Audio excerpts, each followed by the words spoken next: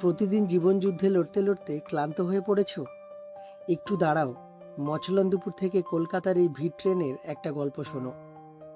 কাজের প্রয়োজনে প্রতিদিন আমাকে মছলন্দপুর থেকে কলকাতায় ছুটতে হয়।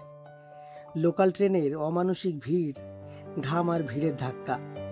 দিন শেষে শরীর যখন আর চলতে চায় না, মনটা হাজারবার ভেঙে পড়ে। মনে হয় সব ছেড়ে দিই, আর পারছি না। কিন্তু তখনই মনে পড়ে রাস্তায় চলা ওই পিঁপড়েগুলোর কথা। হাজারটা বাধা, মানুষের পায়ের চাপ, তা ওরা খাবার মুখে নিয়ে অনবরত ছুটতেই থাকে। আমরাও তো তাই, হাজারবার ভেঙে পড়ি, কিন্তু পরের দিন সকালে উঠে আবার সেই একই ট্রেনের দরজায় গিয়ে দাঁড়াই।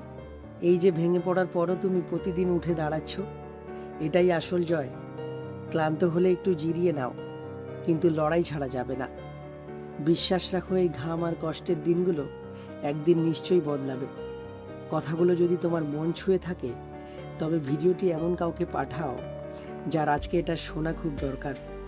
আর নিজের জীবনের গল্পগুলো একসাথে ভাগ করে নিতে পেজটি ফলো করে পাশে থাকো।